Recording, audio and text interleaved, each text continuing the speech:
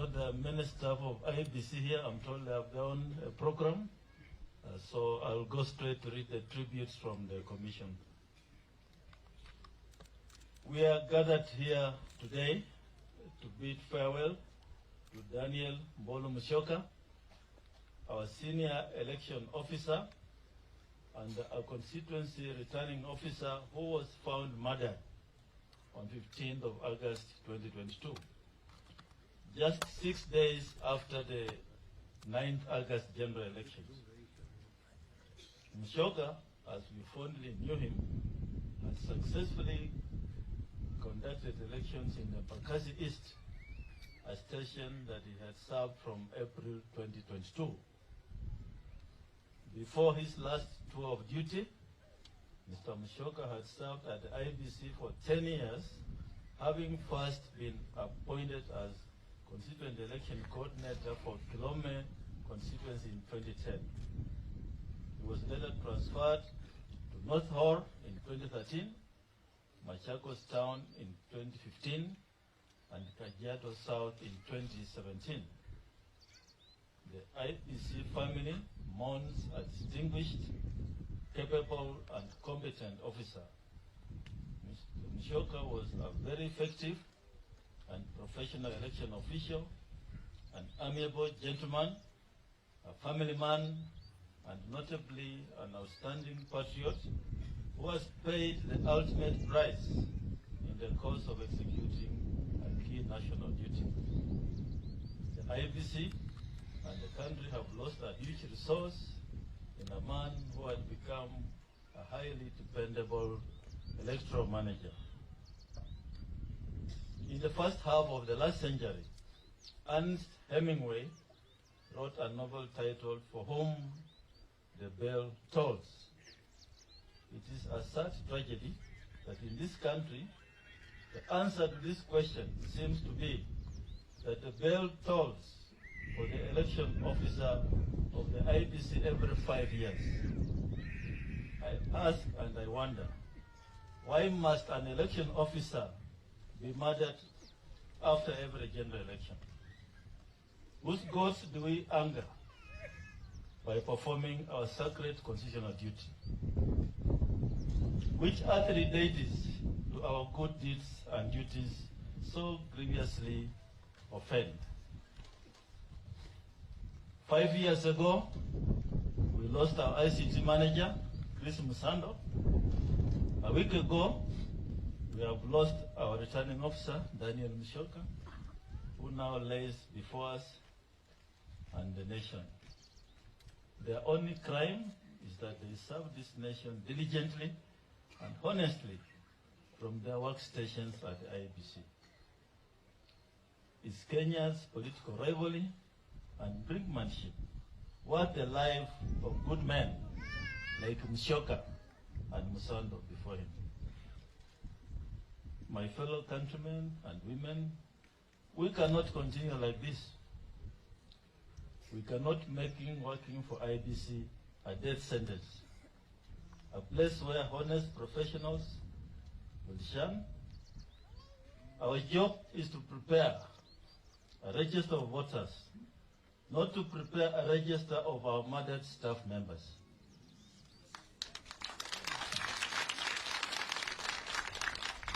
Our job is to prepare for polls, not to be prepared to be poll bearers of our murdered staff.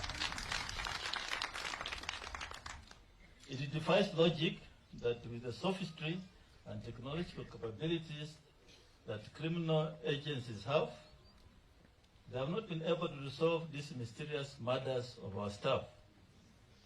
It's time that these agencies lift their constitutional, statutory, and operational calling and conclude investigations to see these troubling, tragic murders resolved.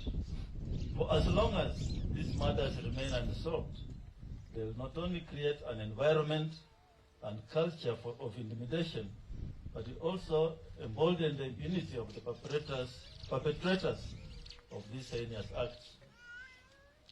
Serving in IEBC, such a vital institution in our constitutional order and democratic framework, should not be an inherently hazardous occupation.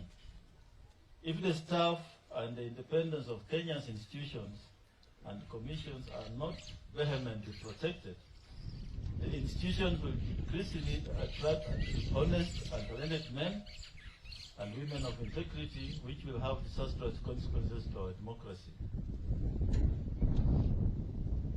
My fellow countrymen and women, if we do not stop the bell from tolling for IEBC, the bell shall surely toll for all our independent institutions and the country at large. Kenya is not a failed state, and we must refuse to believe that ours is a country where the rule of law can be suspended at will during the election period. In the interest of justice and for the sake of the families of our slain staff, as well as our institutional interests,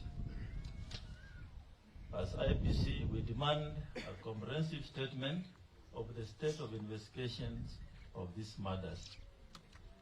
The abduction and execution of IEBC officers such as Musyoka, whom we mourn today, fits into an unfortunate pattern of harassment and intimidation of IEBC staff. In this general election, the abuse of staff reached a very unimaginable scale. In an incident never witnessed before, Commissioner Professor Gulier, Commissioner Molu, and Mr. Marijan, the CEO, and myself were physically assaulted and injured at the National Tallying Center. That's at the Bomas of Kenya.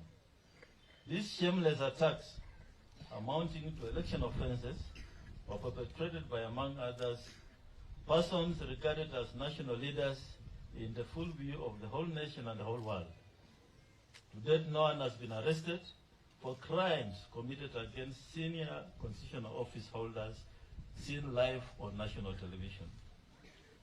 Further to date, I'm yet to hear of any human rights group or defenders condemn the heinous act that occurred at the Bomas of Kenya on 15th of August. If the leadership of IEBC can be attacked in public, where there was heavy security, one cannot begin to imagine the peril of the IEBC staff suffer or go through tucked away in the corners of the country.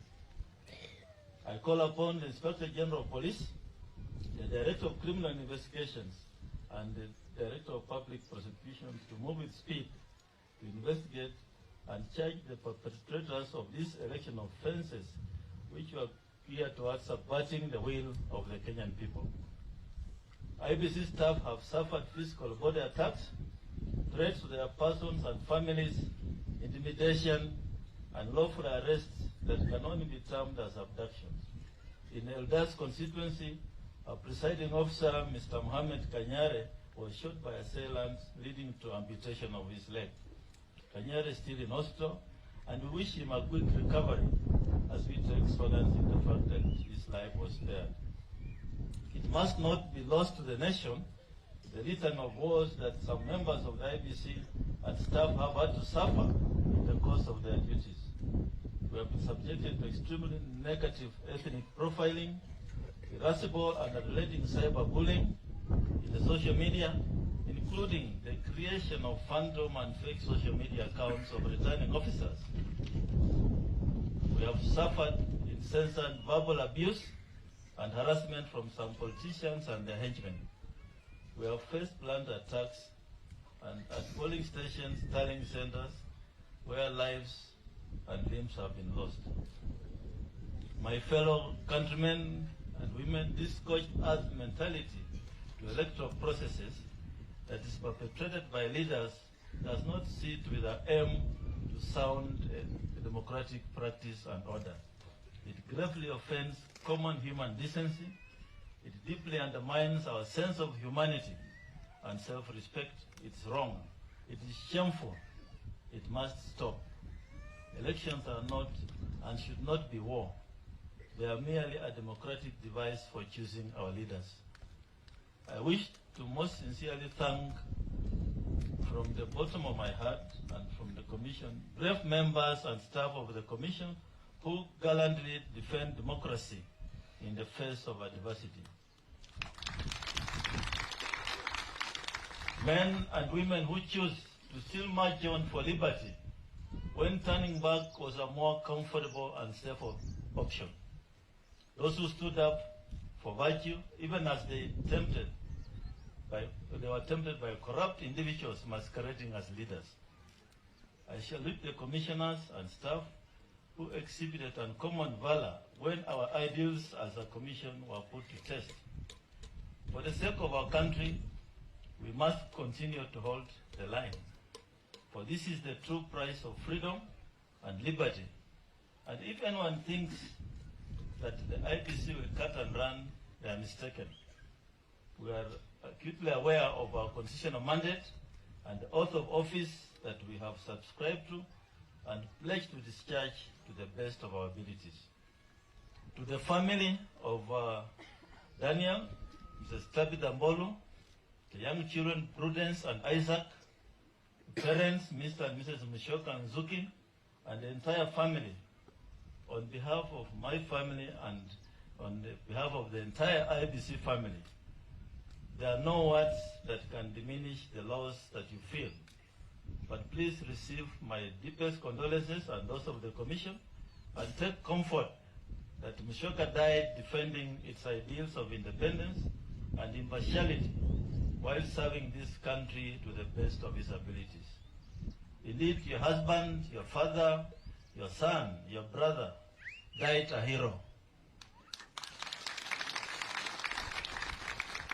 Be assured that his legacy is safe, his service deeply appreciated and forever recognized by the Commission. The world may take little note, but to us, Musyoka is one of the unsung heroes of our times, where honesty and integrity is not a common virtue. Yes, the bell may have tolled for Musyoka and Musando before him, unless the Inspector General of Police, Director of Criminal Investigations, and DPP put an end to these crimes at every general election. Through immediate and conclusive action, the bell shall surely toll for this country, its democracy, its constitution, and its people. May the soul of Daniel Musyoka rest in eternal peace. That is the message from the Commission.